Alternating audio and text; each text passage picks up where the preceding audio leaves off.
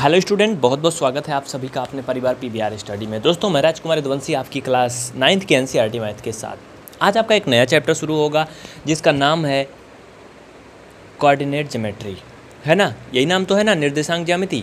तो साथियों, ज्यामिति के बारे में आज हम आपको इंट्रोडक्शन देंगे, इसमें विशेष महत्वपूर्ण एकदम बेसिक कॉन्सेप्ट, उसके बाद फिर चैप्टर भी करवाएंगे। आपको पता है कि चैप्टर का जो है 3.1 आपने पढ़ लिया है, कुछ काफ़ी जो है इसमें पढ़ लिया है 3.12 में जो भी है, तो उसके आगे वाला चैप्टर हम करवाएंगे, लेकिन उसके पहले ये सब चीज़ देख लो, ठीक है। 3.1 आप पढ़ लियो, 3.2 करवाना है, लेकिन 3.2 के पहले ये ज़रूरी है। साथियों, पहले तो आप वर्ड समझिए, शब्दों को समझिए, उसमें कौन कौन से शब्द आएंगे। मुख्य रूप से एक है कार्तीय तल। कार्तीय तल ही इसका मेन जो है वो कप्तान है, एक प्रकार से मतलब मॉनिटर है इस सिस्टम का पूरे, ठीक है।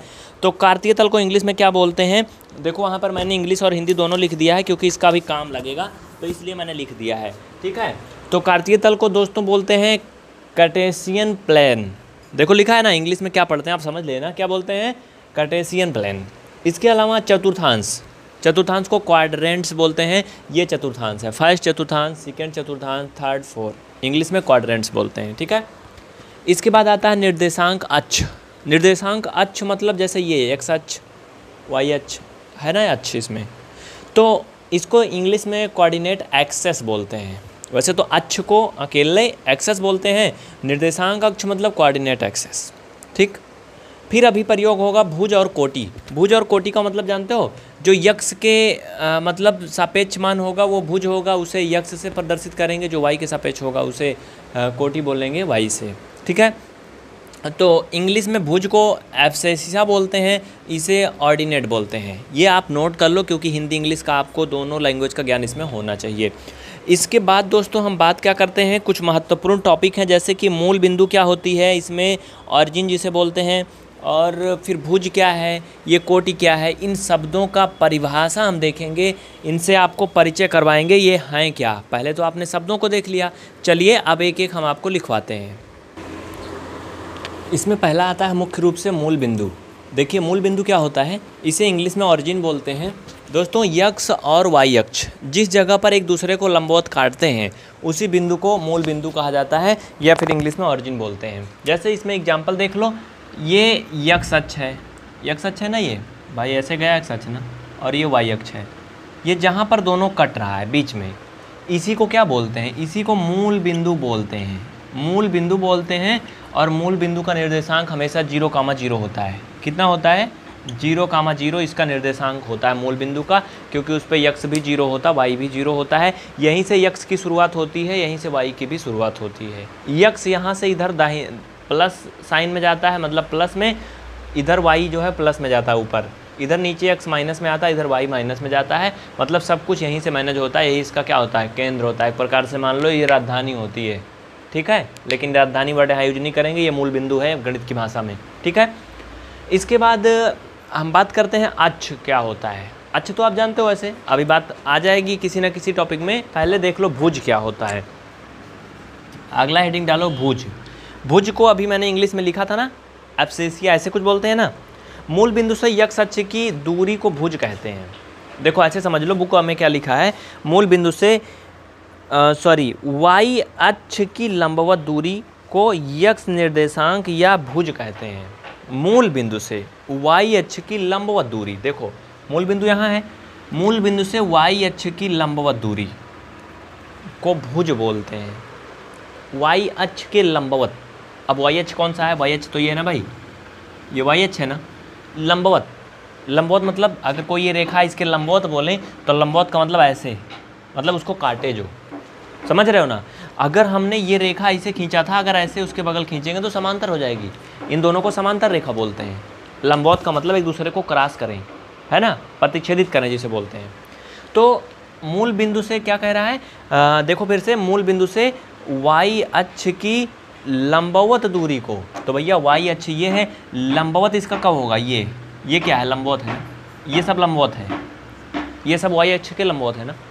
इसी को क्या बोलते हैं, इसी को भुज बोलते हैं, या फिर इसे क्या बोलते हैं, यक्ष अक्ष का निर्देशांक बोलते हैं। जैसे अभी गिनती हम लिखें, अभी आपको लिख के दिखाएंगे, इधर गिनती होती है 1 2 3 4 5 6 बढ़ती जाती है ना। इधर होता है 1 2 3 4 5 6 ऐसे होता है ऊपर साइड में, नीचे माइनस होता है। अगर मैं आपसे पूछूं कि यहाँ पर जो है वो क्या है, थोड़ा विस्तार से समझ लो। मान लो कि मैंने इसको यहाँ से मिलाया और इसको भैया ये 3 वाला यहाँ से मिलाया, यहाँ पे ना, यहाँ आके मिल रहा है ना, ये 3 वाला यहाँ आ रहा है, ये 4 वाला जा रहा है। अब यहाँ पर एक बिंदु बनेगा 4,3, 4,3 बनेगा। इसमें से आपको स्पष्ट हो जाएगा। देखो 4,3 का मतलब क्या है पता है आपको, ये इस बिंदु का निर्देशांक है, इस बिंदु का निर्देशांक है। मान लो इसका मैंने नाम लिख दिया b, तो b का निर्देशांक क्या है 4,3। इसमें अब समझो, इसमें भुज क्या है, अभी मैंने बताया था जो वाई अक्ष के लंबवत दूरी है वो भुज है। तो भैया वाई अक्ष ये है, वाई अक्ष ये है ना, इसके लंबवत दूरी कौन सी है, इसके लंबवत ऐसे है ना, ऐसे वाली, इधर वाली ना। तो ये कितना है देखो 1 2 3 4, ये 4 वाली गई है ना लाइन भाई, ये इतना बड़ी है लेकिन कितना बड़ी है, 4 के सीधे तक बड़ी है ना। अगर ये यहीं ख़त्म हो गई होती तो 3 होता इसका मान, लेकिन यहाँ तक गई तो 4 के सीधे तक आई, मतलब 4, यानी कि यहाँ से आप कह सकते हो भुज क्या है 4 है। ठीक, इसी तरह से कोटि की जो परिभाषा है इसके उल्टी हो जाएगी। कोटि को इंग्लिश में ऑर्डिनेट बोलते हैं। इसे ऐसे कहोगे मूल बिंदु की यक्ष अक्ष से लंबवत दूरी, मूल बिंदु की यक्ष अक्ष से लंबवत दूरी। तो भैया यक्ष अक्ष ये है, ये यक्ष अक्ष गया है ना, ये यक्ष अक्ष है, इसकी लंबवत दूरी को कोटि कहते हैं। लंबवत मतलब जो ऐसे जाए, ऐसे ऐसे, इसे क्या बोलते हैं, कोटि बोलते हैं। ठीक, आप समझना, लंबवत दूरी किसके, यक्ष अक्ष के लंबवत ना, क्या बोल रहा है, यक्ष अक्ष से दूरी, हाँ मूल बिंदु की यक्ष अक्ष से दूरी, जैसे मैंने अभी उसमें बताया था लंबवत दूरी ना। तो अब इसमें समझो, जैसे अब इसमें अगर देखा जाए तो भैया यक्ष अक्ष के लंबवत दूरी कितना चली है, यक्ष अक्ष के लंबवत दूरी कितना चली है 3 ना। देखो ये लंबवत दूरी यक्ष अक्ष ना, ये लंबवत इधर से जाएगा तो इधर से भी तो आएगा लंबवत यक्ष अक्ष के, क्योंकि यक्ष अक्ष तो यही है ना, तो इधर से जाएगी तब भी लंबवत होगी। अब इधर से भी तो रेखा आ सकती है लंबवत ऐसे, ये भी तो लंबवत है ना। तो अब देखो जो 4,3 लिखा था इसमें 3, भाई ये बिंदु तक हम कितना गए थे ऊपर, ये लंबाई कितना है कैसे जानेंगे बोलो, ये जिस पे मैं मार्कर रगड़ रहा हूँ ये कितना है कैसे जानोगे। इसके लिए आप ये गिनती करोगे, यहाँ से जो गिनती है, ऐसा तो नहीं यहाँ कुछ गिनोगे। जैसे मान लो एग्जाम्पल के लिए ऐसे मान लो कि हमें छत की ऊंचाई ज्ञात करना है, छत की ऊंचाई ज्ञात करना है, तो ऐसा तो नहीं कि हम बीचों बीच में जहाँ खड़े हैं यहीं पर से छत को नाप लेंगे, हाँ कितना ऊंचा है, ये थोड़ा मुश्किल भरा हो जाएगा। लेकिन अगर हम दीवार नाप लें, वहाँ से क्या नाप लें, दीवार नाप लें छत तक ऊपर, तो आप समझ जाओगे कितना ऊँचा छत है ना, क्योंकि छत और दीवार जो है एक ही में ऊपर जाके टच है ना। तो आप क्या नापोगे, दीवार नापना आसान होगा कि बीचों बीच में खड़े होकर नापोगे जहाँ पंखा लगा है, वहाँ नापना मुश्किल होगा ना। मान लो फीता पे नाप रहे हो, फीता आपने देखा होगा उसमें सेंटीमीटर में लिखा होता है ना, ऐसे गोला गोला होता है, जो लोग घर वगैरह बनाते हैं या टेलर वगैरह जो कपड़ा सिलते हैं उसमें लिखा होता है ना, मीटर सेंटीमीटर लिखा होता है, जिससे लोग लंबाई वगैरह नापते हैं, फीता टाइप का निकलता है ना। तो उससे अगर बीच में खड़े होकर छत की ऊंचाई नापोगे मुश्किल हो जाएगी, लेकिन दीवार नापोगे तो आसान होगा दीवार से। तो उसी तरह इसमें यहाँ से नापना उतना आसान नहीं है, लेकिन हम यहाँ से इसकी तुलना करते हैं, क्योंकि ये लाइन इसी लाइन के इतने बराबर है ना। तो जब यहाँ पे 3 है तो इसका मतलब ये भी 3 के बराबर है ना। तो यानी कि जो कोटि है ये कितना है 3 है, इसे क्या बोलते हैं, कोटि। कोटि नहीं बोलते हैं, कोटि, टापे छोटी मंत्र रहता है, समझ गए ना। तो ये हो गया भैया आपका भुज, कोटि, मूल बिंदु हो गया, निर्देशांक हो गया, अक्ष हो गया। अब इस पर आधारित कुछ क्वेश्चन समझ लो, क्योंकि ये कॉन्सेप्ट वाली क्लास है, याद रखना कॉन्सेप्ट बहुत ही इंपॉर्टेंट है इसमें। देखिए अगला क्वेश्चन देखिए। अब जैसे आपने अभी सीख लिया भुज, कोटि, मूल बिंदु वगैरह जो भी है, तो अब इसमें थोड़ा सा अभ्यास कर लेते हैं तो आपको अच्छे समझ में आ जाएगा। जैसे ये सभी मैंने जो ये खाना टाइप का, नक्शा टाइप का बनाया है, मान लेते हैं इनका नामकरण कर लेते हैं, ये बी है। अब आपसे पूछा जाए कि बी का निर्देशांक क्या होगा, तो आपको बताना होगा बी का निर्देशांक क्या होगा। उसके लिए ध्यान से समझो, मैं 1-2 बता दे रहा हूँ, बाकी आप खुद से करके और कमेंट करना, ठीक है। अगर आपने ऐप में क्लास लिया है तो आप इसका नोट्स जरूर बनाइए, और अगर आप यूट्यूब पे देख रहे हैं तो आप चैनल को सब्सक्राइब करके बेल आइकन ऑन करें। हम गारंटी लेते हैं आपको पूरा मैथ आएगी, यूट्यूब पर सारी क्लास फ्री मिलेगी, लेकिन उसके लिए आप अपने खूब दोस्तों को शेयर करिए और ढेर सारे दोस्तों को सब्सक्राइब करवाइए। चलिए, जैसे इसका निर्देशांक हमें निकालना है, मतलब हमें यक्स कामा वाई इसके पद में निकालना है। तो पहले इस पे देखो यक्स का मान कितना होगा, हमने कहा था यक्स का मान वो होगा जो वाई एच के लंबवत होगा। तो वाई एच के लंबवत मतलब कौन सी रेखा है, ये वाई एच के लंबवत होगी ना भाई, वाई तो यही है ना, वाई तो ये सीधा वाला है, तो इसके लंबवत ये जो ये रेखा है ये लंबवत है इधर ना। तो मतलब ये रेखा ये, यानी यहाँ बोलें तो ये कितना चल रही है, देखो कितना चल रही है। अब यहाँ से जो मैंने बताया था छत वाला दीवार वाला, वैसे समझो ये 4 तक आ रही ना, 4 तक, तो यानी यक्स का मान क्या है, 4 है भाई, 4 तक आ रही है, एक्स पे 4 है।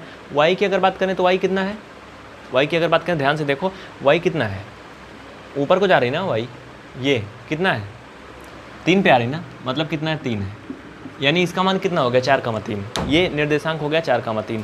अगर हम बात करें यहाँ, मान लो मैंने सी लिख दिया, और यहाँ पर मैंने लिख दिया ई, और यहाँ पर लिख दिया जेड। अब ध्यान दो, तो इसका मतलब क्या है, सी का निर्देशांक क्या होगा, सोचो यक्स पे कितना चल रहा है, यक्स पे मतलब इधर साइड 3 चल रहा है ना, कितना 1 2 3 चल रहा है ना, यानी यक्स कामा वाई, मतलब यक्स का मान कितना 3 ना, वाई पे कितना चल रहा है, वाई मतलब नीचे को आ रहा है ना, नीचे को आ रहा है ना, 3 एक्स पे गया, वाई कितना, अरे यार ऐसे देख लो 1 2 3 4 चौथे पे चल रहा है ना, मतलब वाई वाला 4 तक आया ना, माइनस लेकिन नीचे रहेगा, याद रखना, तो 3 का -4। अगर इसमें बोले भुज कितना है तो भुज बराबर 3 और कोटि बराबर -4, ठीक है। तो आप इसे समझ गए होंगे। इंग्लिश में भी मैंने आपको बता दिया था भुज और कोटि क्या होता है, इंग्लिश में आप समझ गए होंगे दोस्तों। इंग्लिश में एब्सिस्सा इसे बोलते हैं और उसे ऑर्डिनेट बोलते हैं, है ना। तो इस क्लास में इतना ही। आप लोग ये दोनों बिंदु ई और जेड इनका मान कमेंट करके बताना। अगर आपने क्लास लिया है तो आप उसे व्हाट्सएप पे भेजना, ठीक है ना। फिर अगली क्लास में मिलेंगे। आपसे निवेदन होगा, इस क्लास को अगर आप डेमो के रूप में यूट्यूब पर देख रहे हैं तो चैनल को सब्सक्राइब करके बेल आइकन ऑन करें और रेगुलर क्लास देखें, कंप्लीट क्लास आपको मिलेगी। और आप चैनल सब्सक्राइब करके रखें, दोस्तों में शेयर करें, ज़्यादा से ज़्यादा शेयर करें। आपको कहीं कोचिंग नहीं पढ़ना होगा, फ्री आप पढ़ पाएंगे घर बैठे, लेकिन आप ज़्यादा से ज़्यादा अपने मित्रों में क्लास को शेयर करें। जय हिंद। और हाँ, जैसे कि मैं बार बार बोल रहा हूँ, चैनल को सब्सक्राइब जरूर करिएगा, जिससे कि आप अगली क्लास भी देख पाएँ।